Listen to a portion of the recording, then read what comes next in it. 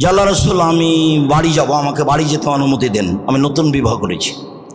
তখন রাসূল সাল্লাল্লাহু আলাইহি ওয়াসাল্লাম বলছেন যে তুমি কুমারী মেয়ে বিবাহ করেছ না না তালাকপ্রাপ্তা মেয়ে বিবাহ করেছ? তখন জাবের রাদিয়াল্লাহু তাআলা বলছেন যে আমি বেশি বয়সের তালাকপ্রাপ্তা মেয়ে বিবাহ করেছি। তো রাসূল সাল্লাল্লাহু আলাইহি ওয়াসাল্লাম বলছেন কেন কুমারী মেয়ে কেন বিবাহ করলে না? কুমারী মেয়ে বিবাহ করতে, তুমি তার সাথে খেলতো, তোমার সাথে খেলতো। তখন তিনি বলছেন আল্লাহ রসুল শোনেন একটা কথা, আমার আব্বা উহুদের যুদ্ধে শহীদ হয়েছেন 9 জন ছেলে মেয়ে রেখে, 9 জন।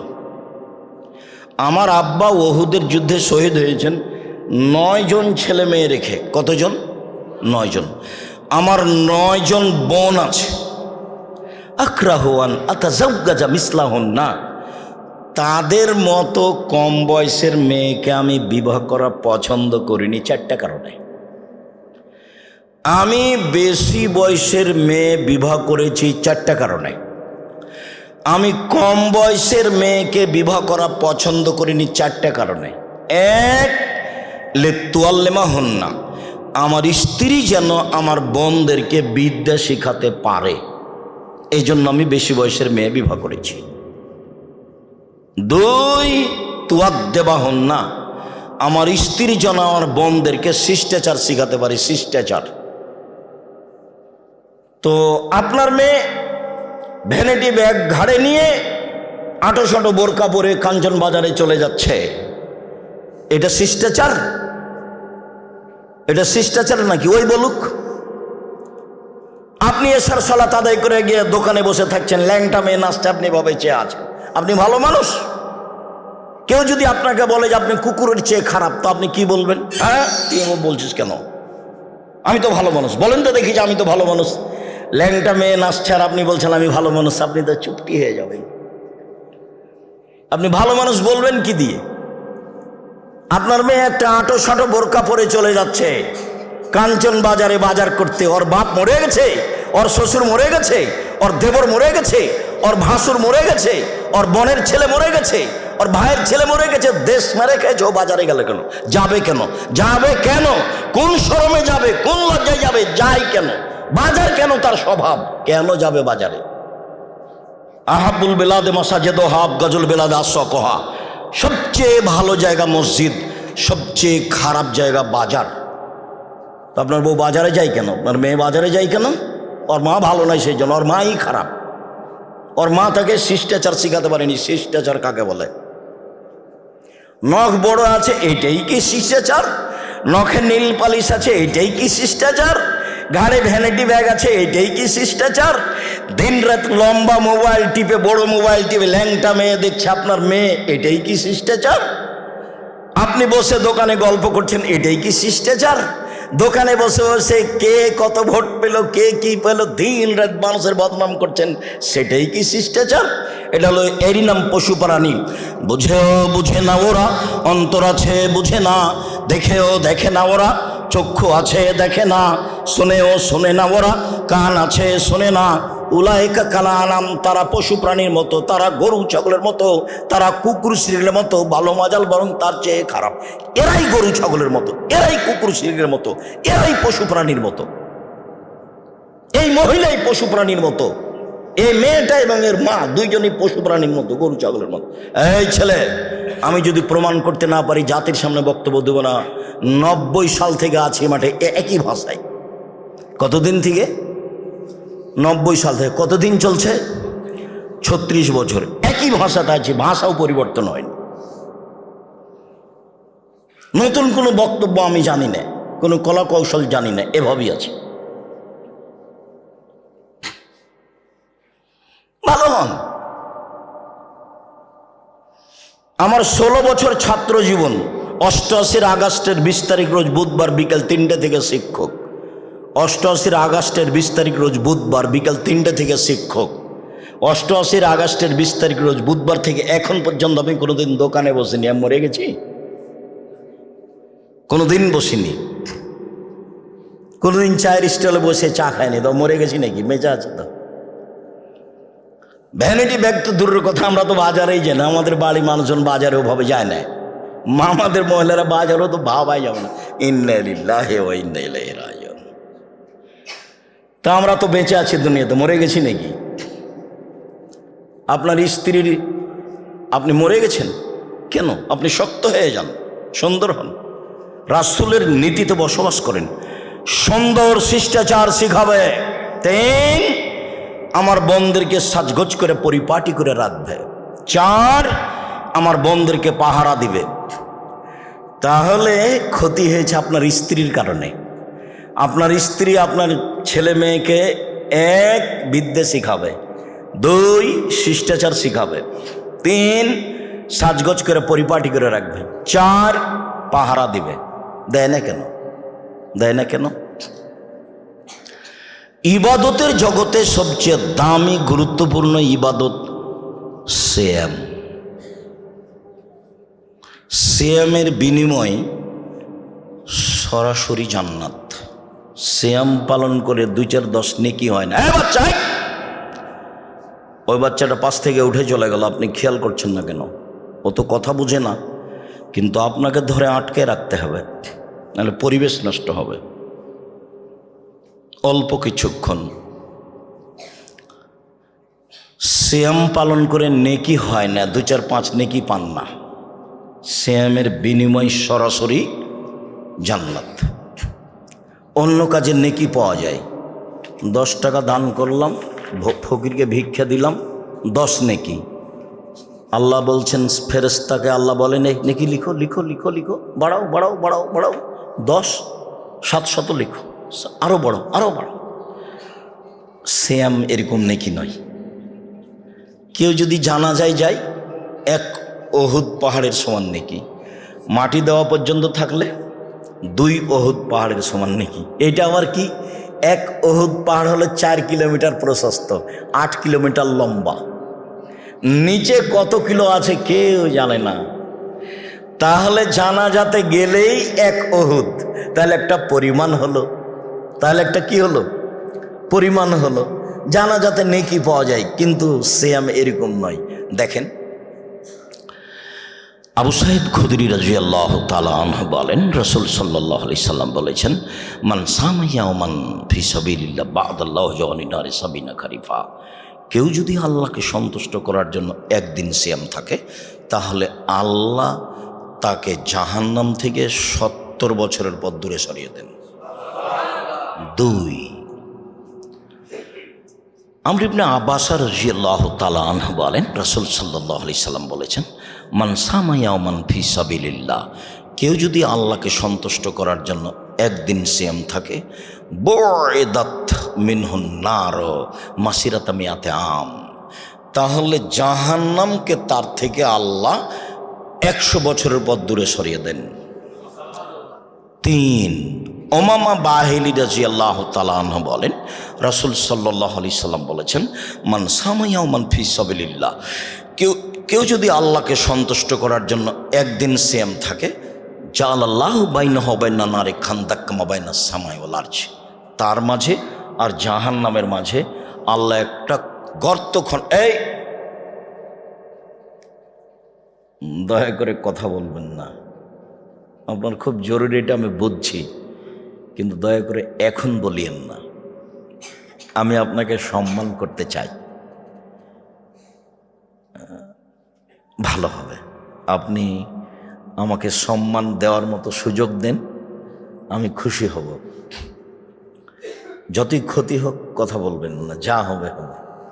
এই টেনশন ভোগ করেন না যে আব্দুর হিসেবে টাকা দিব কীভাবে, 50,000 লাগবে, 1 লাখ টাকা লাগবে, কী যে লাগবে, ঝামেলা। অত টেনশন করছেন নাকি? কোনো টেনশন নেই, কোনো দুশ্চিন্তা ভোগ করতে হবে না। একবার ধৈর্যের সাথে বসে থাকেন, আল্লাহ ভরসা। 2013 সালের 24 আগস্ট রোজ মঙ্গলবার হাঁটাবো হাঁটাবো রূপগঞ্জ জামিয়া সালাফিয়া কাঁঠাল গাছের নিচে বলেছিলাম, আমার হাতে টাকা নাই, এ কথাও সত্য। এখানে প্রতিষ্ঠান গড়বে, এ কথাও সত্য। ইনশাল্লাহ গড়বেই গড়বে। সে প্রতিষ্ঠান 100 বিঘা জমির উপর অবস্থান করে, 100 বিঘা। তাহলে আপনি যদি শুকরিয়া সিজদা না দেন, আলহামদুলিল্লাহ না বলেন, তাহলে তার নেয়ামতের অকৃতজ্ঞতা প্রকাশ করা হবে। আলহামদুলিল্লাহ, আল্লাহ মানুষকে নেয়ামত দেন, আল্লাহ দেন, এটা তার প্রমাণ। আমি কোনো ব্যবসা বাণিজ্য করি না, আমার আব্বা চাষি মানুষ, আমি এইটা বুঝি, আমার আব্বা জমি জায়গা কিছু রেখে গেছেন, আমরা ভাগে পেয়েছি জমি জায়গা, আমরা মনে করি এ দিয়ে আমাদের সংসার চলবে, চলছে আলহামদুলিল্লাহ। মানুষ আমাদের কি সহযোগিতা করছে না করছে এটা আমরা ভাবি না। যেহেতু ব্যবসা বাণিজ্য করি না, কাজে আমি জামিয়া সালাফের তেমন উপকার করতে পারবো এটা আমি পারবো না করতে, কেননা আমার কাছে ওইরকম টাকা নেই। তবে আমি আল্লাহকে দিনরাত বলি যে জামিয়া সালাফের জন্য আমার দ্বারা কোনো ক্ষতি না হয়, এইটা আমি চাই না। কেননা এটা আমি নিজে নিয়ে আমার উপরে চাপিয়ে দেওয়া হয়েছে। যেহেতু চাপিয়ে তুমি দিয়েছ, কাজে তুমি সহযোগিতা আমাকে করো। আমি জামিয়া সালাফে কোনো ক্ষতি করতে রাজি নই। আমি এক সন্ধ্যা খেলে তার টাকা দিয়ে দেব। আমি জামিয়া সালাফের কোনো সুবিধা ভোগ করতে চাই না। 5,000-এর বেশি ছেলে মেয়ে পড়ে এখানে রাজশাহীতে, 300 জনের বেশি শিক্ষক শিক্ষিকা। আপনি নিরাশা হবেন কেন? আল্লাহর দয়া আছে, আপনি নেন। কেন ঘুমিয়ে থাকেন? কেন এভাবে মিছিল করে বেড়াচ্ছেন রাত 2টা-3টা বিলে? আল্লাহর নবী বলছেন যে রাতের 3 ভাগের 2 ভাগ পার হলে আল্লাহ 7ম আকাশ থেকে 1ম আকাশে নেমে আসেন, এসে বলেন মেয়াদুনি ফাস্তাজিব লাহু, যে আমাকে ডাকে আমি তার কথা শুনে নিব। মায়াসরনি ফাউতিয়াহু, যে যা চাই আমি তাকে তাই দিয়ে দিব। মায়াস্তাগফিরুনি ফাগফিরাল্লাহু, যে আমার কাছে ক্ষমা ভিক্ষা চায় তাকে ক্ষমা করে দিব। তা আপনি ঘুমিয়ে আছেন কেন? শরম হয় না কেন আপনার? উনি তো নিজে নেমে এসেছেন আপনার সাথে কথা বলার জন্য। বোঝাতে পারলাম না কথা মনে হয়? কে নেমে এসেছেন? আল্লাহ। কার সাথে কথা বলার জন্য? জিবরাইলের সাথে নয় তো, পশু প্রাণীর সাথে নয়, আমার আর আপনার সাথে। আমার আর আপনার সাথে। আমি আর আপনি দলবাজি করে দিন কাটাচ্ছি যেন সারা দুনিয়া কাটাচ্ছে, এটা আপনি মনে করবেন না? আমি 22শে ডিসেম্বর থেকে নিয়ে 11ই জানুয়ারি পর্যন্ত লন্ডনে দেখেছি, আমি কোথাও 2 জন বসে গল্প করছে এরকম দৃশ্য দেখিনি। অবাক হতে হয়। 14 ঘন্টায় সিঙ্গাপুর এয়ারলাইন্সে থাকলাম আমি, সিঙ্গাপুর থেকে লন্ডন পর্যন্ত 14 ঘন্টা। এর মধ্যে আমি কাউকে দেখলাম যে কারো হাতে নেই ইন্ডিয়ার গান, ল্যাংটা মেয়ে নাচছে, কাউকে দেখিনি। 2-1 নাটক হতে পারে, সবাই ব্যস্ত আছে, পড়ানে ব্যস্ত আছে, মোবাইলের জন্য কি করছে সব ইহুদি খ্রিস্টান। আর আপনি এত নিম্ন কেন? আপনার হাতে মোবাইল থেকে আপনি আপনার ঘরে ল্যাংটা মেয়ে দেখেন, আপনার স্ত্রী তার ঘরে দেখে, আপনার বড় মেয়ে তার ঘরে দেখে, আপনার ছেলে ওই ঘরে দেখে। তাহলে এই বাড়িটা একবারে জেনার সয়লা বন্যা। এই বাড়িটা কিসের বন্যা? জেনা। সবাই ল্যাংটা মেয়ে নিয়ে ব্যস্ত আছে। আর কে কাকে বদনাম করতে পারলো, গিবাত করতে পারলো, মারতে পারলো, সেটা নিয়ে ব্যস্ত আছে।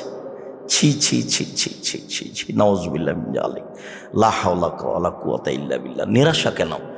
রাতের 3 ভাগ রাত 10টায় ঘুমিয়ে যান। বাড়িতে কারফিউ জারি থাকবে প্রেসিডেন্ট আইয়ুবের, মার্শাল্লাহ, এক ঘুমাতেই হবে।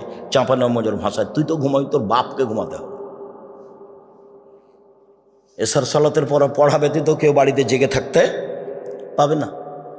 কালকে 4টা 4:30টায় এই কাঞ্চন ব্রিজের নিচ দিয়ে যাচ্ছিলাম, তখন বেশ কিছু দোকানে লোক বসে আছে। ভোর 4টায়।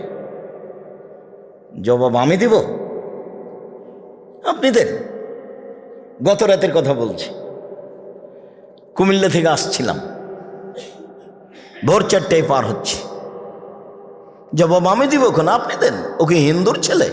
ও কি ইহুদির ছেলে? ও কি খ্রিস্টানের ছেলে? জবাব আপনি দিবেন। জন্ম দিয়েছেন আপনি, জবাব আপনি দিবেন না? আপনি দেন। নিরাশার কিছু নেই, একবারে শক্ত অবস্থানে থাকবেন। রাত 10টায় ঘুমিয়ে যাবেন, রাত 3টায় উঠবেন। তাহলে কয় ঘন্টা ঘুমানো হলো? 5 ঘন্টা। যদি 4টায় উঠেন 6 ঘন্টা ঘুমানো হলো। 6 ঘন্টা পরে উঠেন, কিছুই বলতে না পারলে অজু তো করতে পারবেন, সুন্দর করে অজু করে কোনোরকম করে ছেঁচড়া মেচড়া করে যেভাবে বুঝেন 2 রাকাত সালাত আদায় করেন। 2 রাকাত সালাত আদায় করে এখন হাত তুলে আল্লাহকে বলেন কান্নাকাটি করে যে আমার একটা ভালো ব্যবস্থা করে দাও, আমার ছেলেটা ভালো করে দাও। কিছু তো বলতে পারবেন, আমার ছেলেটা দুনিয়ার বদ শয়তান, ওকে ভালো করে দাও, এটা বলেন। নাহলে কাঞ্চন বাজারে একটু জমির ব্যবস্থা করে দাও, কিছু বলেন, ওর অভাব নাই, দিতে পারে। তো আপনি বলছেন না তো কেমনে হবে? আপনিও মোবাইলের ব্যস্ত, দোকানে ব্যস্ত, ছেলেও ব্যস্ত, সবাই শয়তান, তো কেমনে হবে? উনি তো নেমে এসে বলছেন কে আমাকে ডাকে আমি তার ডাকে সাড়া দিব, কে আমার কাছে কিছু চাই, যে যা চাই তাকে তাই দিয়ে দিব, কে আমার কাছে ক্ষমা ভিক্ষা চাই তাকে আমি ক্ষমা করে দিব, একদিন সিয়াম থাকলে জান্নাত 70, জাহান্নাম 70 বছরের পথ দূরে সরে যাবে। 2, একদিন সিয়াম থাকলে জাহান্নাম 100 বছরের পথ দূরে সরে যাবে। 3, একদিন সিয়াম থাকলে জাহান্নাম 500 বছরের পথ দূরে সরে যাবে। 3টে হাদিস মিলে সিয়ামের ফলাফল লোকটা জান্নাত পাবে। তো নেকি হলো না জান্নাত হলো? পৃথিবীতে এরকম কোনো ইবাদত নেই। হজ করেন, হজ কবুল হলে লোকটা হয়ে যাবে সেই দিনের মতো যেদিন তার মাতাকে জন্ম দিয়েছে, নিষ্পাপ হয়ে যাবে। কিন্তু বিনিময় জান্নাত হবে এটা নয়। হজ করলে জান্নাত পাওয়া যায়, যেতে পারে, ওর একটা বিনিময় নেকি আছে। আর সিয়ামের বিনিময় হলো জান্নাত। এই যে দেখেন সম্মানিত দিনী ভাই বোন, ভিন্ন ধরনের ইবাদত সিয়াম। রাসূল সাল্লাল্লাহু আলাইহি ওয়াসাল্লাম বলেন জান্নাতের 8টি দরজা রয়েছে। একটি দরজার নাম রায়ান। রায়ান শব্দের অর্থ হলো পানি পান করে তৃপ্তি লাভ করা। এজা দাখাল আখিরু মুগলিকা, যেদিন বিচারের মাঠে সিয়াম পালনকারীর শেষ ব্যক্তি ঢুকে যাবে জান্নাতে, তখন এর দরজা বন্ধ করা হবে। স্পষ্ট করি, বুখারী মুসলিমের হাদিস। জান্নাতের 8টা দরজা আছে। জান্নাতীরা সব দরজা দিয়ে ঢুকবে। ফেরেশতারা গেটে থাকবেন, বলবেন এই শোনো যারা হজ করেছে এই দরজা দিয়ে আসো, এই শোনো যারা দান করেছে দরজা দিয়ে আসো, এই শোনো যারা সিয়াম পালন করেছে দরজা দিয়ে আসো, এই যারা সালাত আদায় করেছে দরজা দিয়ে আসো। তো এই সুযোগে আবু বকর সিদ্দিক রাদিয়াল্লাহু তাআলা আনহু বলছেন, আল্লাহর নবী এমন কি কেউ হবে যাকে সব দরজা থেকে ডাকা হবে? আবু বকর সিদ্দিক আসেন আসেন এই দরজা দেন, আরে এই দরজা দিয়ে আসেন, আরে না এই দরজা দিয়ে আসেন। তখন রাসূল সাল্লাল্লাহু আলাইহি ওয়াসাল্লাম বলছেন, আবু বকর সিদ্দিক হ্যাঁ এমনও ব্যক্তি হবে যাদেরকে সব দরজা থেকে ডাকানো হবে, আর তুমি তার মধ্যে। কি করলেন জীবনে? হুড়াহুড়ি করে, মারামারি করে, হইচই করে। মুখ খুলবেন না জীবনে, মুখখান বন্ধ রাখেন, মুখ খুলবেন না জীবনে। উপার্জনের 4টা পথ, যেটা ভালো লাগে বাছাই করেন। কোনোটা না পারলে ভিক্ষে।